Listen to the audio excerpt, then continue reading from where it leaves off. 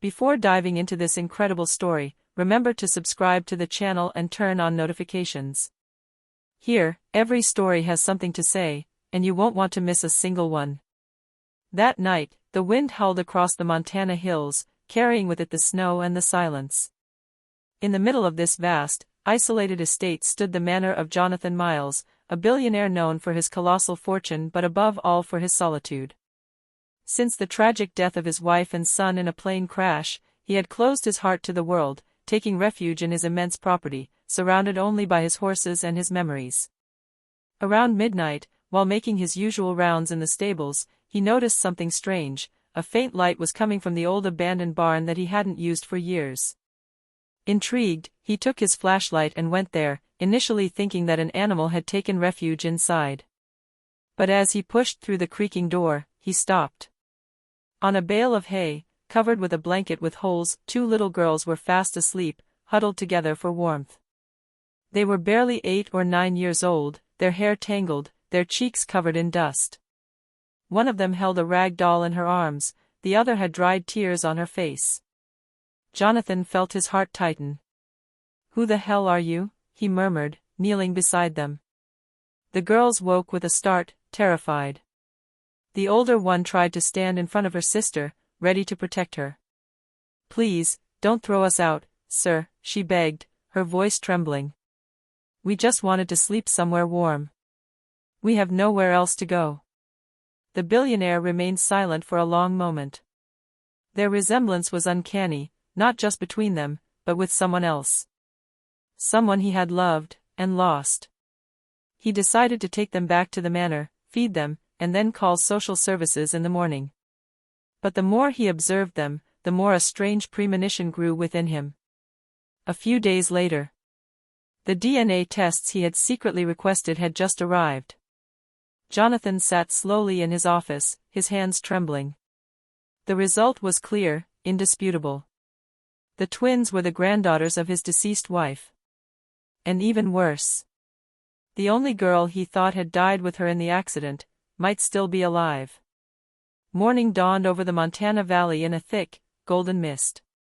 Jonathan Miles, still wearing the same wrinkled shirt as yesterday, gazed through the large bay window at the two small figures playing in the snowy garden. They were laughing. A clear, innocent laugh, almost unreal in this house where, for years, the silence of mourning had reigned. The twins were called Emily et Grace. They had spent the last 3 days at the manor, kept warm, fed, and dressed in new coats. Jonathan had initially thought it was only a temporary gesture, a moral obligation. But since receiving the DNA test results, everything had changed. The twins carried the same blood as his deceased wife, Eleanor. The same smile. The same gray-green eyes, so rare. It was not a coincidence. Someone had lied to him. Jonathan sat down at his desk and picked up the old framed photograph of his wife. She was smiling, holding the hand of a little girl who looked barely 5 years old, their only daughter, Clara, whom he believed had died in the plane crash 11 years earlier. The rescue teams had found only debris and fragments of DNA believed to belong to both of them. What if? What if it had all been staged? His heart began to beat faster. He picked up the file and reread it once more. The laboratory had no doubt, the children were direct descendants of Clara Miles. But how? Clara was only 18 years old when she disappeared.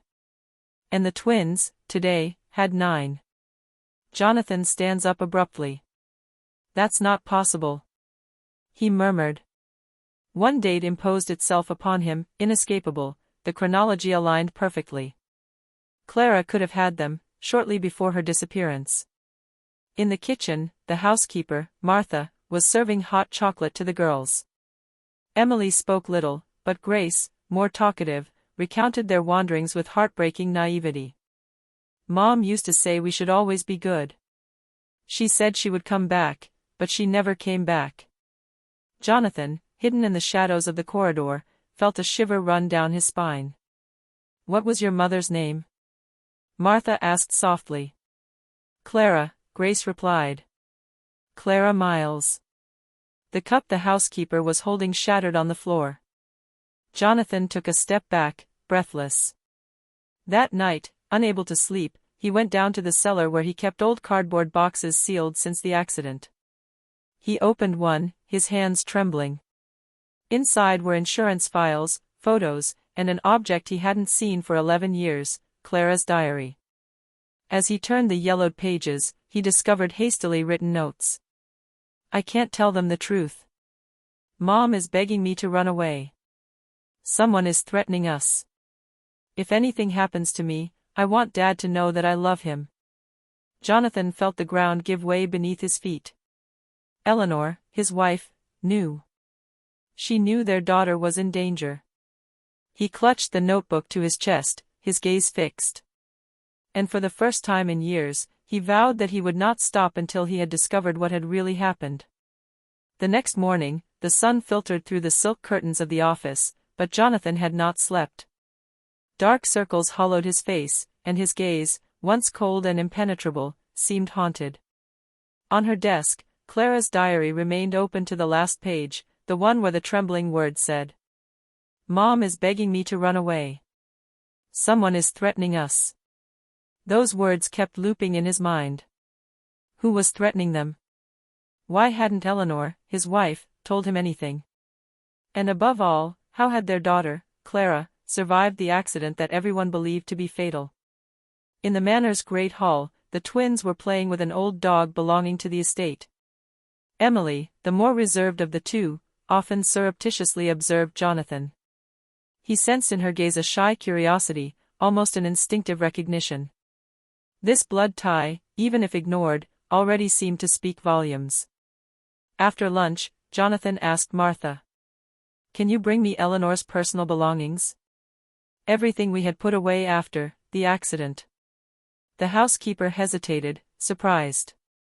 Sir, you haven't opened these safes for years. Are you sure? Yes. I think my wife has been hiding something from me. And I want to find out what it is. A few hours later, in the most secluded room of the manor, he placed an old mahogany chest before him. The initials EM were engraved on the lid. He opened it slowly. Inside, the memories of a lifetime, Eleanor's jewelry, a sketchbook, a scented scarf, and, slipped between two books, an envelope sealed with red wax. His heart began to beat faster. He immediately recognized his wife's elegant handwriting. On the envelope, only one sentence. Only open if the pain becomes unbearable. He carefully tore it open and unfolded the letter. The scent of the old paper mingled with the perfume it once wore. The words, written in a trembling hand, seemed to come from beyond the grave. My dear Jonathan. If you are reading this letter, it means that the lie I led you into has become too heavy to bear. Clara is not dead. I had to make it disappear to protect it. A powerful man wanted to silence her. He knew something she had discovered, something that would have destroyed his empire. I couldn't fight him. So I arranged her escape, and faked her death. If you ever find her children, protect them as you once protected me. And forgive me. Eleanor. Jonathan remained frozen, unable to move. His throat tightened. My God, Eleanor, what have you done? He murmured. Everything collapsed at once, the years of mourning, the loneliness, the pain he thought he understood. Clara had been alive. And Eleanor had hidden her to save her. But whose? He stood up abruptly and grabbed his phone. Martha, he called. Yes, sir. Find me everything you can on my wife's business associates before her death. All the names, all the companies. Someone, somewhere, knows what she was protecting. Then, casting one last glance at the twins laughing outside, he silently swore to himself. I will find my daughter. And I will destroy the one who forced her to disappear. The rain drummed against the windows of the manor as if trying to chase away the last vestiges of summer. Jonathan, Clara's diary open on his lap, scanned each page for a clue, a name, an address, a sentence that would lead him. He felt like a bumbling detective in the house of his own life. Amidst the scribbled notes, a folded sheet of paper came loose. He unfolded it. It was an amateur photograph, yellowed at the edges. It showed Clara, smiling, leaning against a brick wall, one hand intertwined with that of a man he didn't immediately recognize. The man had a gaunt face, piercing eyes, and a diagonal scar on his right cheek that slightly distorted his smile. Jonathan felt his blood run cold. That face stirred an old unease, like a piece of music one thinks one recognizes without being able to name the composer. At the bottom of the photo, Clara had written, in hurried handwriting, "V, do not speak."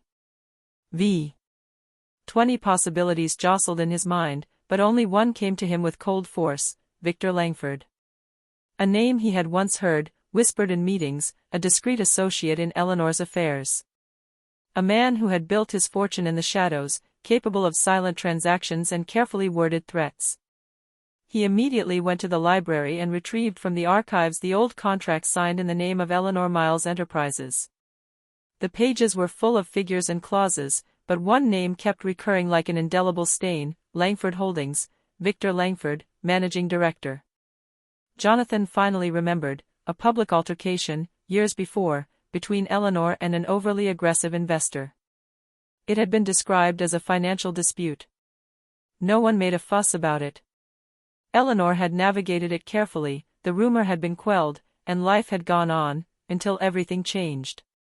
He took a picture of the man on the phone, comparing it to the silhouette he'd seen in an old news report about Victor. The features matched. The scar, too. The puzzle was taking on a sinister shape. Victor Langford wasn't just a case, he might be the reason Clara had disappeared. "Martha," he murmured, "call the private agency. Find me everything on Victor Langford, recent travels, associates, address. And don't tell anyone I'm involved."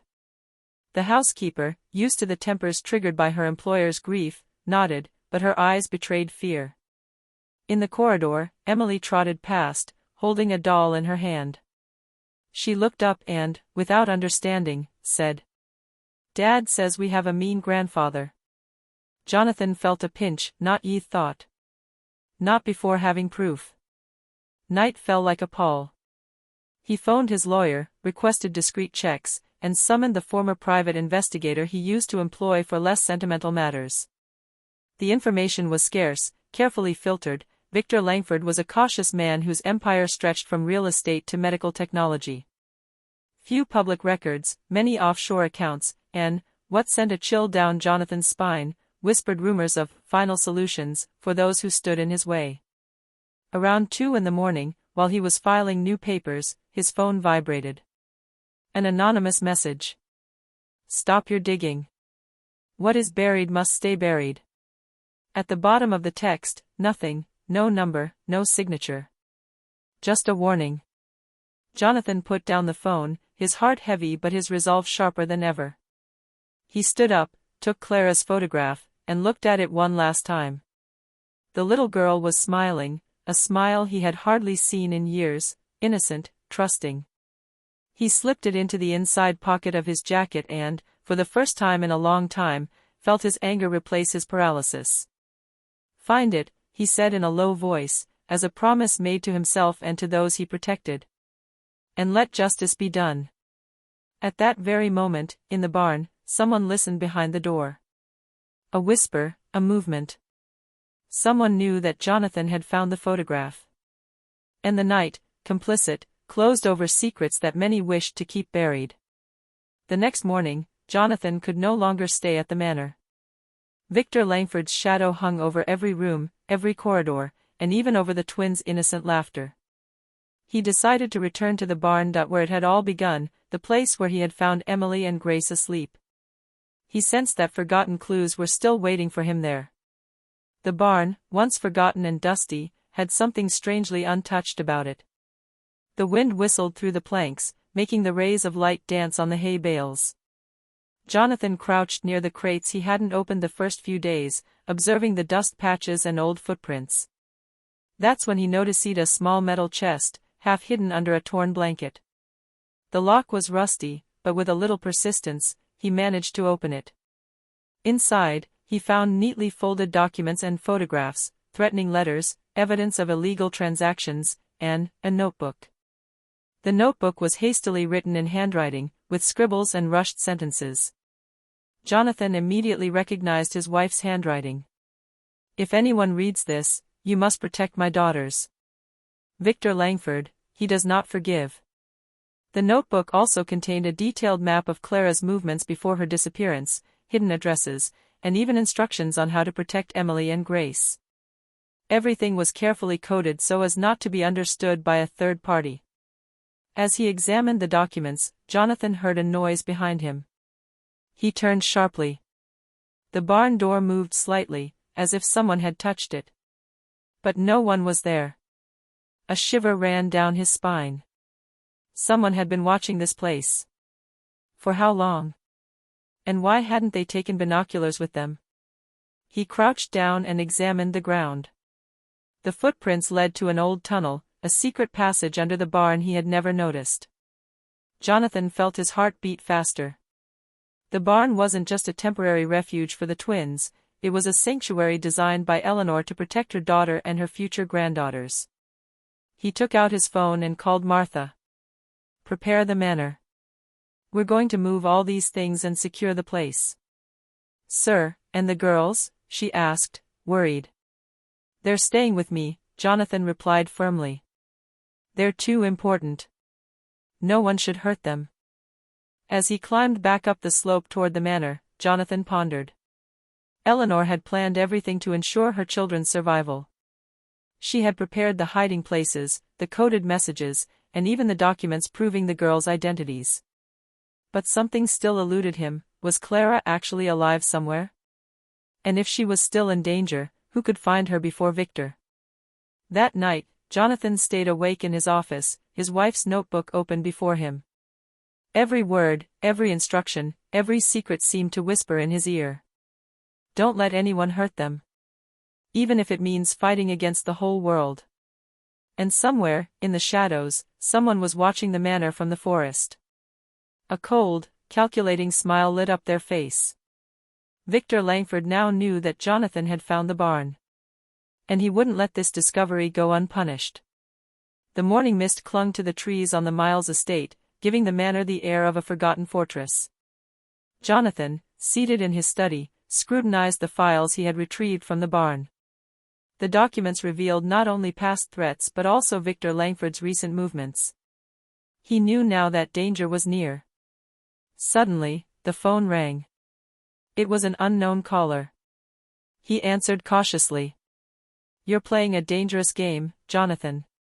The children don't belong to you. Leave them, or you'll regret it." The voice was cold, metallic, and devoid of emotion, leaving no room for doubt. Jonathan felt his fist clench. He put down the phone and took a deep breath. This was the first real, direct threat. Victor Langford had just made his move. A few hours later, while Jonathan was inspecting the security around the mansion, he saw a black car pull up at the end of the driveway. Two men in suits, clearly working for Victor, got out. The estate, vast and isolated as it was, wasn't impenetrable. Jonathan ordered Martha and the twins to stay in the mansion's secure office and locked all the doors with the system he had installed after the accident. But before he could react further, one of the men threw a small object over the fence. Jonathan caught it. It was a balloon containing a message. He carefully opened it and read the words written in black marker. "You're not supposed to play the father. Put your curiosity to rest." The message left no doubt. Victor knew that Jonathan knew his secret. And he was using fear to intimidate. Jonathan felt a simmering anger rising within him.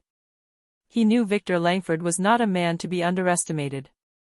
But he also knew one thing: he would never abandon the twins. These girls were the last living trace of his daughter Clara. And he would do anything to protect them. He contacted former private investigator Michael O'Connor to monitor all activity around the mansion and to investigate Victor. He began to formulate a strategic plan: secure the estate, protect the girls, and above all, discover where Victor had hidden Clara if she was still alive. Night was falling. Emily and Grace had fallen asleep, clutching their stuffed animals. Jonathan sat by the window, watching the forest that bordered the property. The beam of a searchlight in the distance pierced the trees, a silent warning. Victor Langford wanted to mark his territory, to remind everyone that he could strike at any moment. Jonathan clenched his fists. His voice, low but firm, echoed in the empty room. "If you want to play, Victor, then play. But I warn you, I won't back down." And somewhere, in the shadows, a cold burst of laughter answered him, invisible but menacing. The war had just begun. The tension in the Miles mansion was palpable. Jonathan knew that remaining on the defensive wouldn't be enough. Victor Langford had made his first move, and every minute lost put Emily and Grace in danger. He had to act, and fast. At daybreak, Jonathan summoned Michael O'Connor, the former private detective, to the library. "Michael," he said, placing Eleanor's notebook on the table, "I need you to understand something. These girls, they're the last link to Clara. And Victor Langford is ready to do anything to get them back." Michael nodded. He knew Victor by reputation. Intelligent, methodical, ruthless. "So, what do you propose?" asked Michael. Jonathan unfolded a map of the estate and pointed to several locations: the barn, the secret tunnel, the secure office, and other hiding places that Martha had been preparing for years according to Eleanor's instructions. "We'll use his hiding places against him. Victor thinks we're vulnerable here, but we can turn the mansion into a trap. If we want to get Clara back or protect her, we have to anticipate her every move." Throughout the day, Jonathan and Michael secured the property: hidden surveillance cameras, sophisticated alarm systems, reinforced secret passages. The binoculars were placed in a temporary apartment in the basement, out of sight, with Martha watching over them. But Jonathan knew he had to go further. He had to strike where Victor wouldn't expect it: in his affairs, his secrets, his reputation. He discreetly contacted Eleanor's trusted associates and re-established an information network she had meticulously prepared, compromising financial documents, evidence of illegal transactions, and files proving past threats. All of this could be used as leverage against Victor. That night, Jonathan positioned himself by his office window, observing the darkness surrounding the estate. A slight movement in the woods caught his attention. He discreetly activated one of the motion detectors and saw a figure approaching, a drone flying over the estate. Victor was testing the surveillance system. Jonathan smiled, cold and determined. "It's your turn now, Victor," he murmured. "But remember, I know your secrets. And for every threat you send, I'll show you that we have eyes everywhere." At that moment, a package slipped under the door caught his attention. An envelope with no name on it. Jonathan opened it. Inside, a photo of Clara as a child, smiling, accompanied by a scribbled note. "If you want to see me alive again, find me before he does." Jonathan felt a shiver run through him. The room was silent, but his heart was pounding. Victor Langford had gone further than he imagined. Clara hadn't just disappeared, she was still being held somewhere. "So that's it," he thought. "The real hunt begins now." Jonathan stood before the detailed map he had accumulated over the days. Each note, each address, each transaction of Victor Langford formed a complex network, a veritable labyrinth. Finding Clara would be a difficult task. Victor never left a trace, and every clue seemed to turn into a trap. With Michael by his side, Jonathan began by analyzing Victor's recent activities. His recent investments were not typical of ordinary businesses. Abandoned buildings, isolated warehouses, remote rural areas, everything pointed to hideouts, refuges where he could hold Clara or, worse, secure her for his own purposes. "He's playing us like a chess master," Michael murmured. "Every move is calculated so that we're always one square behind." Jonathan nodded, his face tense. "So it's time to play his game. But my way." The first location to visit was an old warehouse on the outskirts of the city, identified through Victor's financial transactions. Jonathan and Michael arrived at night, moving through the shadows. There were numerous cameras, but thanks to Eleanor's systems and the information they had gathered, they were able to disable the devices without alerting anyone. Inside, darkness reigned. Jonathan felt an almost palpable tension. The walls were covered with maps, plans, and notes scribbled by Victor. On one board, several faces were circled in red. And in the center, a recurring name, Clara Miles. "So he knows we're looking for," Michael murmured. A cold voice rang out behind them. "I was expecting you." Jonathan turned around and saw a figure in the shadows. A tall, thin man with piercing eyes and a scar on his right cheek, Victor Langford. His smile was cruel, satisfied. "Do you really think you can beat me?" Victor asked, advancing slowly. "Everything you find will be according to my rules." Jonathan felt a cold rage surge through him. "Clara is my daughter. Your rules don't matter, Victor. She will get out of this maze." Victor laughed, a sound that resonated like squeaking metal. "So prepare yourselves. This labyrinth, it's my creation. And not everyone who enters it comes out unscathed." Jonathan then understood the magnitude of the battle. It was no longer simply a matter of protecting the twins. He had to confront Victor directly, thwart his traps, and find Clara before it was too late. Before leaving, Jonathan noted every detail in a notebook, the clues left behind, the potential traps, the patterns of Victor's movements. He knew that this part would not only be physical, but intellectual.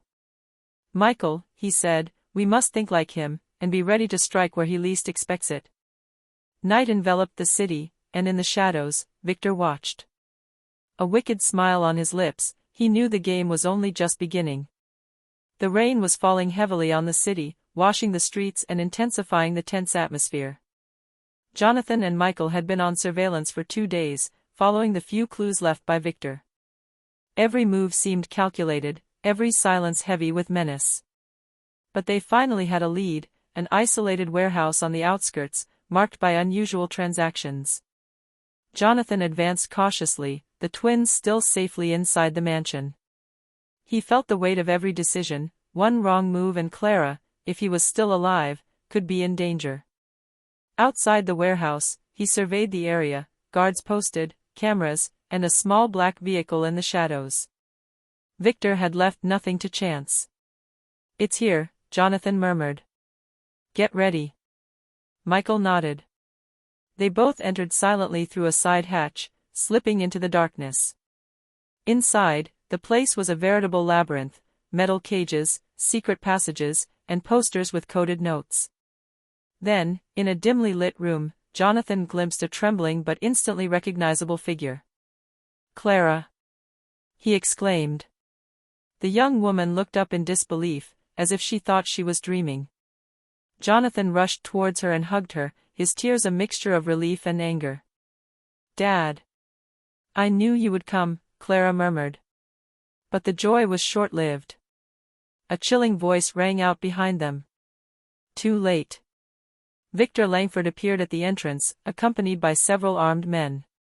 His cruel smile left no doubt about his intentions. He would not give in so easily. Jonathan stands up, placing Clara behind him. "You will never touch her again, Victor." "Never." Victor sneered. "Oh, but I must say you were persistent. Very persistent. Too bad it wasn't enough." Then began an intense confrontation. Jonathan and Michael used every secret passage, every distraction to neutralize the guards one by one, following Eleanor's plans. Clara, even frightened, showed impressive resilience. She knew some of the hiding places and passages that her mother had planned to protect them. After a tense confrontation, Jonathan managed to isolate Victor in a room, trapping him with no recourse. "It's over, Victor." "Forget it," he said in an icy voice. Victor, realizing he had lost, attempted one last bluff. "You think you've won, but I'll be back." Jonathan stared at him intently. "As long as I live, you will never touch my family." The next day, the Miles estate was calm again. Clara was back, safe and sound, and Emily and Grace were playing in the garden, their laughter seeming to erase all past sorrows. Jonathan held his daughter in his arms, clutching the twins close to him. Eleanor, through her notes and notebook, had guided Jonathan here. Her plan had worked, her family was protected, and Victor Langford had been neutralized, at least for the time being. Jonathan looked up at the sky above the hills, the rising sun illuminating the melting snow. We survived in the shadows, but now we are free. And no one will ever separate us. The manor, once a symbol of loneliness and mourning, had become a home again. And for Jonathan, Clara, Emily, and Grace, every laugh resonated like a promise. The past was behind them, the future finally in their hands.